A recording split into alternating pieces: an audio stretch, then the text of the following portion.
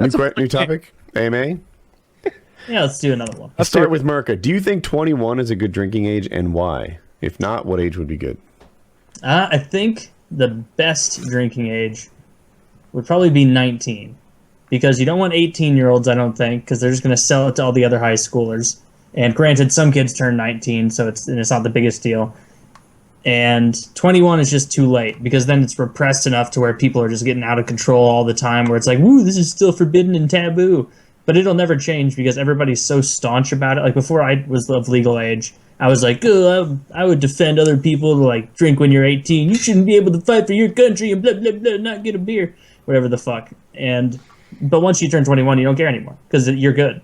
Like, nobody's ever going to lobby on behalf of that. Ever. Nobody's going to ever say, we need more drunk kids. Yeah. We need more young people inebriated in this country. That's what we need. So 19 is ideal, I think. Anyone agree? I think 18, 19. I mean, it doesn't 19 matter. keeps it out of the schools. Yeah, that's why 19 makes more sense. I didn't have my first drink until I was 18. I graduated a year early, and I moved out. And I had before that, I thought I was straight edge, which is why I have a YouTube channel named SXE Phil.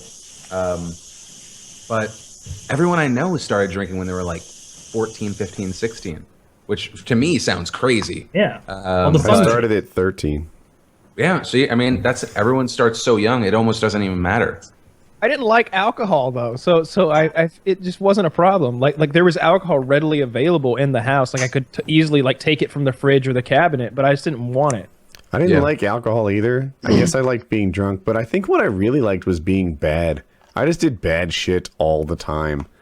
Whether it be like breaking curfew, sneaking out of the house, drinking, like driving. We had mopeds and stuff, but we weren't old enough, so we drive those illegally all over town and stuff. I remember the cop pulled me over one time. He's like, "I'm going to be seeing you a lot through your childhood." Looking back, I suppose my parents gave me a lot of trust and freedom in that way, because I could pretty much, by the time when I was 16, I could just do pretty much whatever I wanted. As long as I was back that night sometime, it was okay.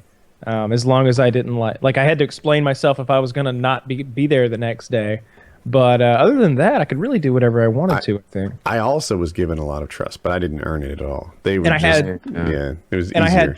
I had Chuck to help out with my alcohol purchases. I have had some of the silliest times with it. So Chuck, for Phil's help, Chuck was this like 40-year-old sort of bum type guy who worked for my father occasionally and had a real alcohol and drug problem and was just kind of a lowlife that we associated with because he was cheap labor on a farm.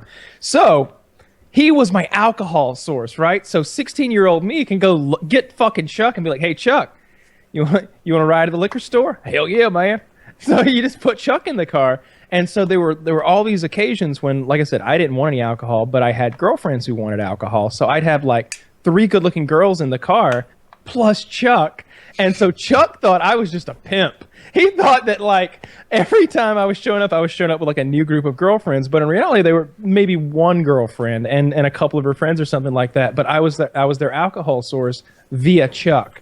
And I just remember, like, they always wanted, expensive liquors and beers and stuff. But Chuck drank the cheapest of the cheap. So he'd always have his small bottle of whatever I'd bought him, like, I don't know, some Red Dog 2020 shit. And then there'd be like a bunch of Coronas and stuff. And I just remember he was holding them wrong, right? He was holding the 6-pack by that soggy paper handle, and they just broke. The whole sixer hit the concrete floor of the liquor store and shattered. And I'm standing there like 16 years old next to this 42-year-old man who looks like a bum who just shattered all of our beer. And I'm like, "Get another one." And he blamed a defective handle on the thing, and the guy gave them to us for free. Somehow he bullshitted his way into getting free beer. He was like, "Hey, man, since I got them beers for free, can I get 1 or 2? And I'm like, "No, Chuck, this is our beer. You got yours."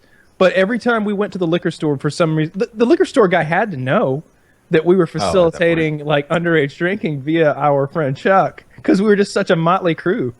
I got my alcohol when I was young by breaking into people's houses, and then I was older with fake ID. Wow, you rogue. Yeah, You were a rogue. that's an awful And person. then nowadays, I just beat a guy up and take it, just Just take for the it right rush. from his hand.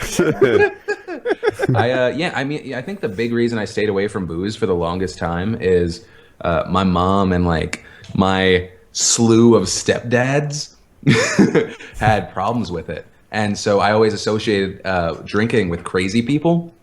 And then I went over friends' houses and I was like, oh my God, your parents drink booze and then they don't like break stuff?